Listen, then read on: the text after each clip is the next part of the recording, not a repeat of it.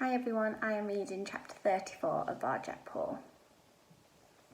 It was silent at the top of the stairs. The gentleman's cat was finished. Its body lay stiff and crumpled on the floor. It wasn't terrifying anymore. It looked like it was a broken toy. Barjack stood up, shaking, exhausted. He couldn't believe he'd done it.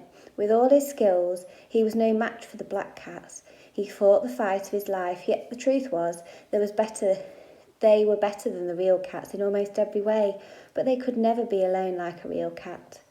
Somehow he made it count. The other black cat was staring at the broken toy, as if he couldn't believe what had happened either. It nudged the crumpled body. There was no response, no movement, no life.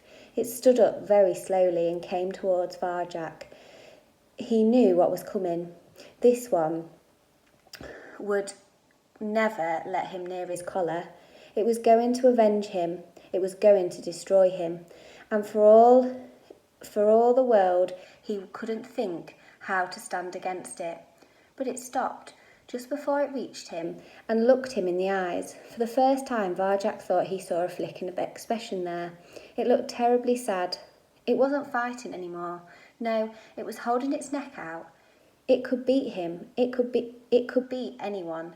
But he was holding his neck out, as if he wanted him to cut his collar too. Barjack hesitated. After all this time, fearing and hating the black cats, he never thought they might have feelings of their own.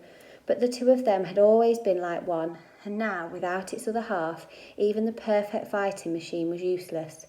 Barjack thought he understood. He leaned towards the black cat. It didn't move away. It didn't resist.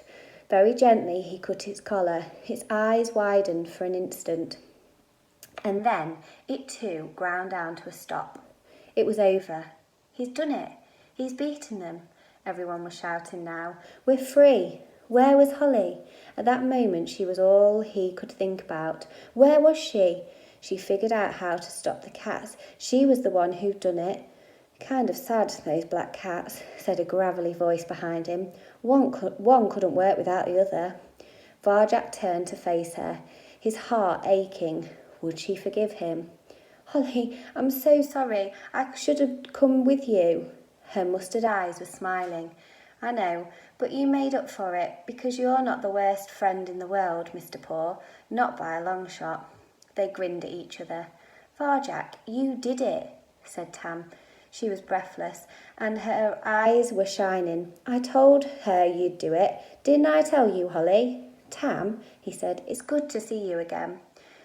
Cheers were going up. Some of the cats from the cage were starting to head downstairs. Wait, shouted Holly. Her gravelly voice shrilled them instantly. It's not over yet, she warned. We have to find a way out. The house is all locked. All the windows and all the doors. So we've got to find another way. We're going down, but quietly. No one does anything before I tell you. We're not bossing you around. Just know what's going on here. Understand? There was a ripple of agreement. Barjack miraculously led the way. He smiled to himself as they led the cats down the stairs in a stealthy column. He had his friends back, both of them. They'd beaten the black cats. They'd done the impossible. After all he'd been through, maybe, just maybe, everything was going to come good at last. Barjack, help! He looked down. It was Julius, howling. Julius in the gentleman's grip. The gentleman waiting for them at the foot of the stairs. The column of cats froze in fear. Barjack could see his family on the edge of the front room, trembling, powerless. They were all powerless before the gentleman. The black cats were gone, but they were nothing compared to the man who'd made them. Click, clack. The gentleman dropped Julius and stepped towards the stairs, shouting in a voice like thunder. The column of cats cracked and began to break. Wah! Wait! Cried Holly, but no one was listening now. The street cats panicked, turned tail, fled upstairs. Julius scurried back to his family. In the space of a heartbeat, Barjack, Holly, Tam stood alone as the gentleman came for them. His shadow stretched out before him. It covered the stairs, draping them in darkness. Even before he reached them, his shoes shone like black ice. As they clicked closer, step by step, Varjak could see his own reflection looming larger in their blackness. He could have let himself believe that everything would work out. He should have known better. He hated himself for having that moment of hope, because now the hope was gone, there was nothing left at all. "There's no way out, is there, Varjak?" said Tam. "No." "Looks like goodbye," said Holly. "We go down fighting?" "We go down fighting," said Varjak-Paul. The gentleman's waxy white hand reached out for him, huge enough to hold his whole body, strong enough to break his neck. Varjak bared his teeth, ready to bite, to fight to the death, and it would be death.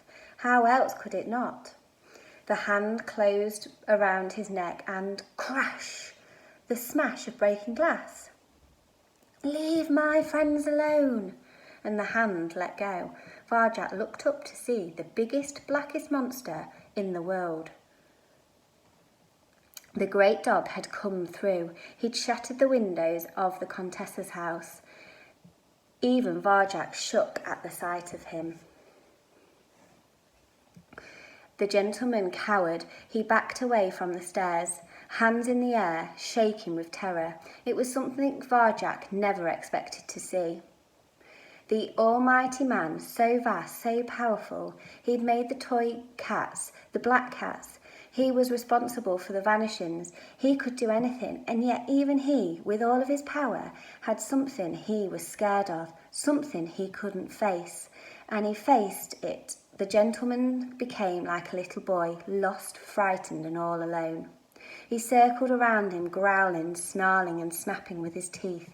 He forced the gentleman over the broken green window, and then he came at him with the big, blunt claws. The gentleman screamed. He turned and ran out of the window, out of the house.